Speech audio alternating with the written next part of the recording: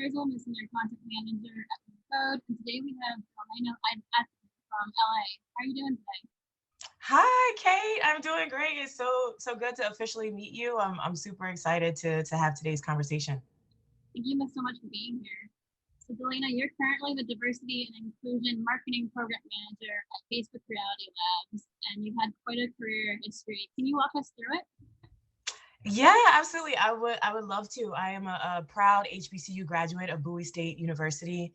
I have a degree in public relations, and my dream was to be a tour publicist and travel the country, putting tours together. Just putting together my connection of music and writing and telling really impactful stories.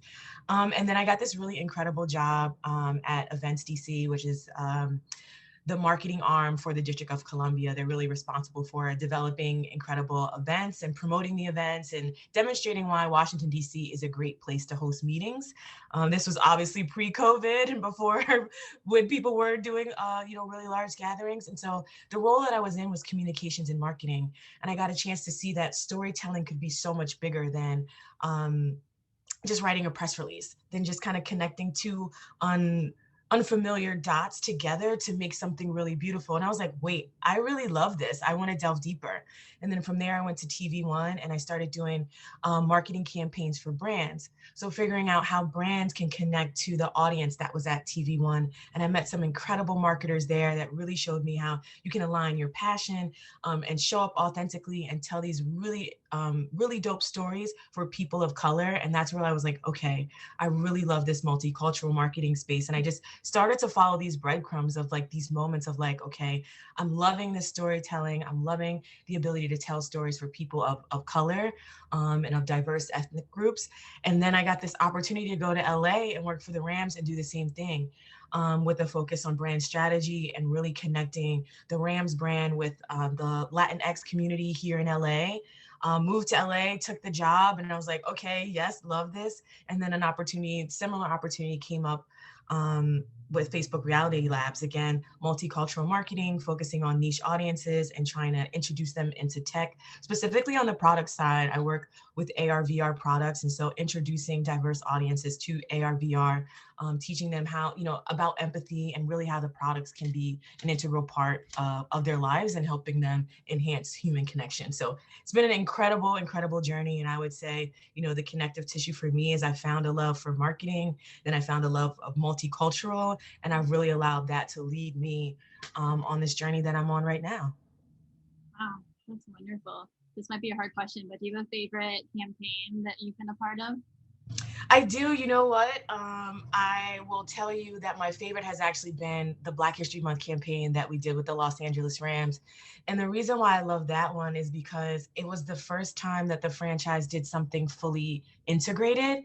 So all the departments were really working together. But then there was such an incredible story. So the campaign was called the Game Unlocked, and it was about dispelling the myth that there isn't space for minorities working in sports. And the Rams at the time were the NFL's most diverse front office. And so what that meant was, in terms of hiring practices, the Los Angeles Rams were willing to break the mold and really just look for talented people, regardless of their demographic background or their race or religion. And so it was really great to tell this story of like on the front office, the Rams are incredibly diverse. And then on the field, they were actually the first team to um, draft an African American player during the modern era. So there was a period of time where African Americans weren't welcome in the NFL, but the Rams were the first to break that mold. And so it was great to be able to tell this story of how the Rams are really being a leader and a catalyst in like unlocking the game of football in the front office and on the field for people of color. And so created a partnership with Charles Drew, an historically Black graduate institute in California, for people of color to go and have experience with training programs or sports athleticism on the sports medicine side. And we had staff members go and speak to schools about how they got into sports and like really just kind of sharing that information. We had merchandise that was available. So we had an exclusive t-shirt that was designed. So there all these really incredible extensions. And what it was just really aligning this incredible, powerful story during such a meaningful time that was authentic. It was like you didn't have to really reach and search and like, how do we show up in this authentic way? It was just like perfect timing, and everything kind of lined up. So that definitely would be my favorite. I'll tell you, my second favorite would be the Super Bowl. Just working on the Super Bowl is like an experience like no other. If I had to pick one, I would say that Black History Month Game Unlock campaign, but very, very close second is is the Super Bowl for sure. Yeah, that's very powerful. And with that, you talked about authenticity. Are there, have you seen certain components that have made, that have worked time and time again in terms of what makes a campaign successful and resonate with the audience? Absolutely. I think there's a level of believability. And like, is this authentic for the brand? I think of someone like Target, who we know Target sells products. And so what did they do? They created a 365 aisle or area of the store where they're just doing nothing but selling and promoting products that were created and or for Black people. And it's incredibly authentic and it's believable. Then you look at someone like Ben and Jerry's, who created and stood for what they believed in, and they've been incredibly consistent. So it's not only about being believable, but it's about continuing to show up and showing up in those moments when I expect it and when I don't expect it. So we heard from Ben and Jerry's during the insurrection. We heard from Ben and Jerry's during George Floyd in June of 2020 last year. We heard from Ben and Jerry's during Colin Kaepernick and everything that was going on with him. And so they've just been incredibly consistent. And then I think the last thing is when I think of Nike, it's like being bold. And when you look at what Nike has done, Nike has been about a brand, along with the others, about doing what's right. And understanding that in me doing what's right, I might lose some people, but it's for the betterment of my brand. And so when you talk about being believable, being consistent, and then being bold, I think those are consistencies that you'll see across the board for brands who I think are just getting it right and showing up, and having consumers like kind of fall in love with them or stay committed to their products and services. Yeah, definitely. That's really powerful. So we talked about what a successful marketing campaign can look like, but what does success mean to you personally? You know what? This is such an incredible question, and it's so timely because um, it's something that I've been thinking about as of late. And, you know, I originally defined success by my work. I was always a person who was very career driven, career oriented. And so I wanted the title, I wanted to make the money, and I'm like, yes, then I'll be successful. But it's bigger than that. And I think success is how you like, have you mastered your purpose? Have you found joy? And are you inspired to show up every day regardless of what happens? And that's where I found success. And so for me, I have the job, yes, but the job by itself isn't enough.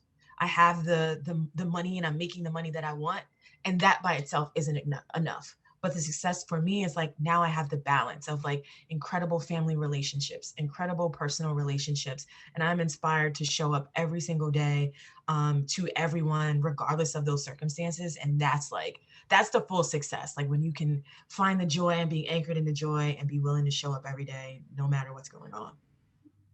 Definitely. And you had mentioned earlier about like values and living by your values and that being a guide to success, when sometimes in the past we saw success as this very like boxed way of living and having to be your career the marker of success. So that's really inspiring that you've kind of found a different way. Yeah, and you know what? It's been over time because I found myself having these really exciting jobs, and you know, you're doing all these fun things, and you're going to award shows, and you're hanging around athletes, and it's incredibly exciting. But I think what I've found has been a value for me, or kind of a guidepost, is like making sure that I do what I love. So even if I'm not getting paid what I want to get paid, am I going to show up every day and give 1,000%? And I think if you were to talk to the people that I've worked with at the different companies, the one thing that you would get is that like I'm like a workhorse. I will give you everything that I have almost until I have nothing, which is it's a gift and a curse, but it's that passion that fuels me. And I think it's important as you're navigating your career to find yourself in a space where you enjoy what you're doing. Because who wants to show up you spend so much time working anyway, who wants to show up every day and like dread it? Oh, that sounds so horrible. So I think you should love what you do. Definitely. That's a really important point. Are there any women in history in tech or in modern day that have inspired you? Yeah, you know what?